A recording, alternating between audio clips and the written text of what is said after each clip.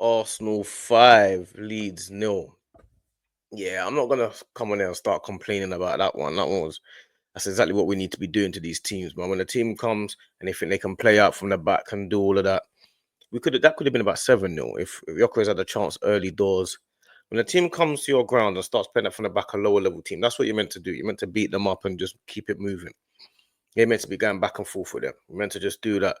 Um, I'm happy. There's a few little pointers that I like and I dislike as well. Like I'm happy that Gyökeres got off the mark because there's all this banter around him, and not only that as well. I liked everything about his performance today. Like he looked a bit clumsy, and he was doing a lot of random things that you think, "Well, what are you doing there?" But I liked that. I liked it because to me, he was doing striker things. Like he's always in the box. He's always battling with the centre backs. He's always where he needs to be as a striker. Of course, he's not Ronaldo, he's not R9. So you're gonna have certain things going on. But when it comes down to it, he's always where he needs to be. And there was a couple of times, even when Saka scored his goal, Gyökeres was in the box. If Saka squares it, Gyökeres scores his goal. When Dalman's running down the wing or when Madueke's running down the wing, Gyökeres is in the box. He's there. So I like that. I like that about him. That I can't complain about him. Obviously, the Saka injury is a disheartener. I mean, he's looked like his left hamstring, so he'll be out for a few weeks at the minimum. You know what I'm saying? We don't know with these injuries. Anything can happen. Centre backs again, the defense were brilliant. Timber, 9.5 out of 10 performance. Everything was good. The only thing that I have a couple of reservations, and the first one was Zubimendi in the first 30 minutes of that game. To me, in the first 30 minutes of that game, Zubimendi was a little bit off the pace. Like his passes were straight. He gave the ball away about 3 or 4 times immediately. Passes were off straight. He was in the wrong position all the time. And I think that comes with understanding where you need to be and what's going on. But I just feel like the double pivot with him and Rice, currently it's not clicked 100% yet. I feel like we just need to work on it a bit more.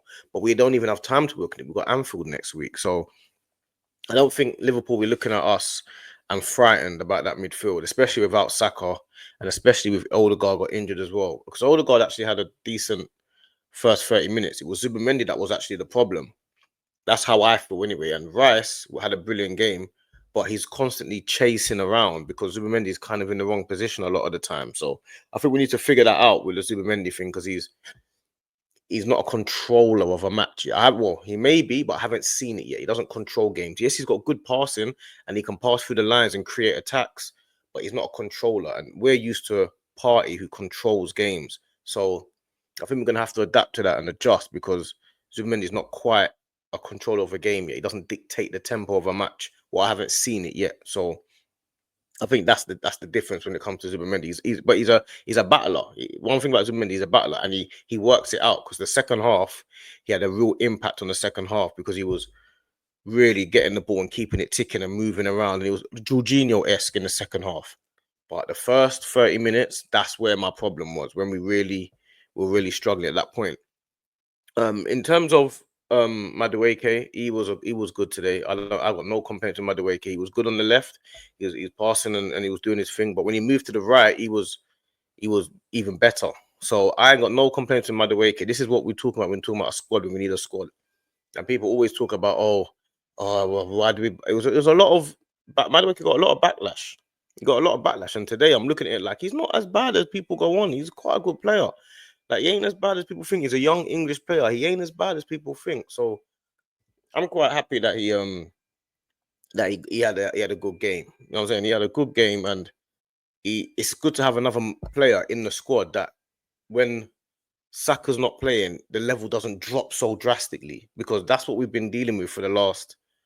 Like normally when Saka's injured, we play Trossard left and Martinelli goes on the right wing, and it's a mess. It's a mess. It's a mess. Now Martinelli didn't even get any minutes today, so yeah. Now that Madueke can play on the right, and he will play on the right against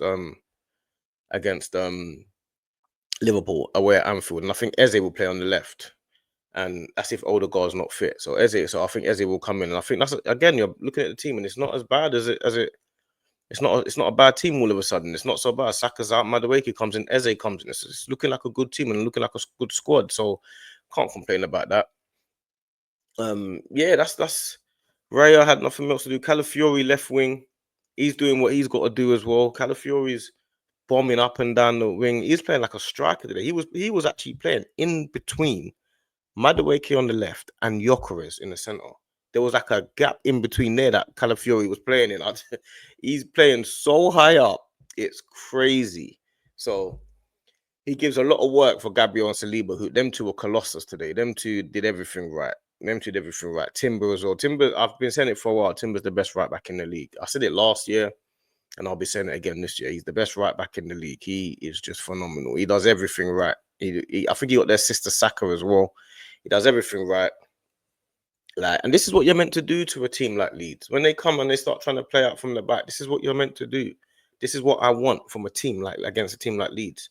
All of a sudden, it's gone from a terrible performance at Man United and we scraped to win to being top of the league and Gyökeres scoring 2 in 2. All of a sudden, this is what I need. This is what we want, because I can almost guarantee if we had other strikers, not everyone else, like people were starting to clown Gyökeres and they're starting to banter him. And all of a sudden, he just said, "You can banter me as much as you want. Now I've got 2 in 2. So where's your banter now?" So all of a sudden, he's going into Liverpool with confidence, with 2 in 2, not worried about the critics or anyone what they're saying. He knows I've scored goals already now, and all of a sudden, it's looking a lot rosier. It's looking a lot rosier, and it's a penalty as well. He got the penalty. He scored the penalty, so I'm not complaining at all. What I will rave on about though is this young kid Max Darman. Like, I've said it before, and you see him. I don't remember seeing a 15-year-old this good.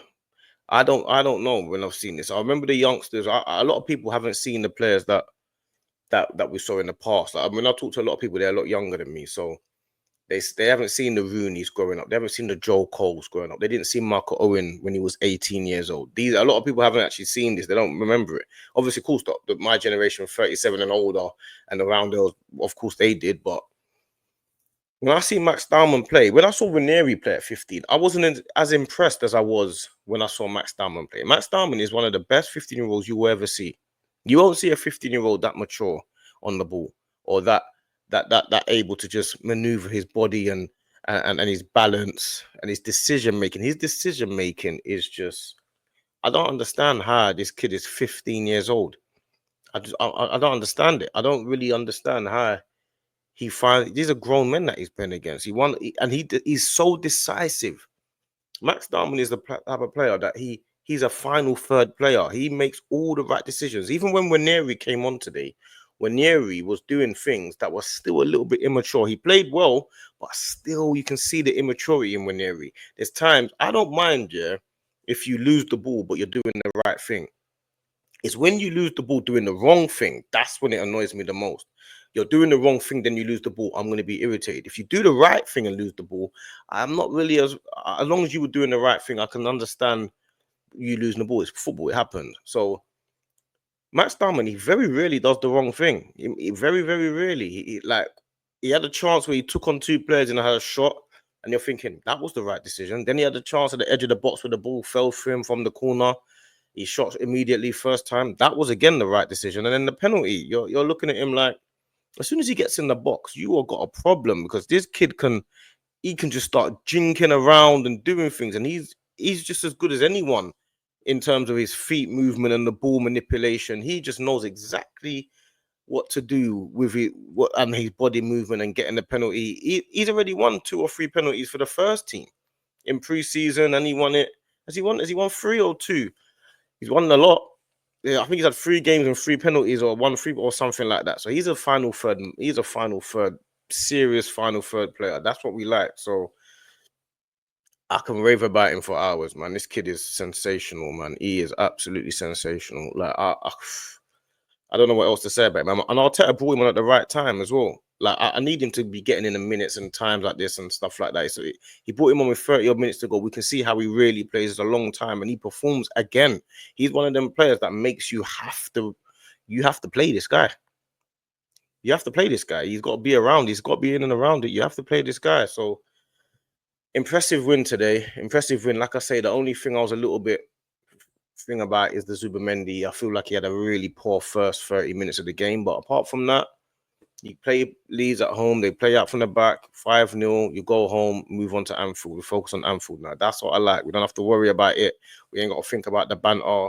We ain't got to worry about Gyökeres getting off the mark. We ain't got to worry about Madueke because he looked good. We ain't got to worry about anything. We ain't got to worry about anything because we did our job, and it's on to everyone else to do their job now. So we focus on Anfield, we focus on Liverpool, and we keep it moving, man. We keep it moving. But yeah, make sure you like the video, subscribe, and all of that good stuff. And we're here, man. We're here.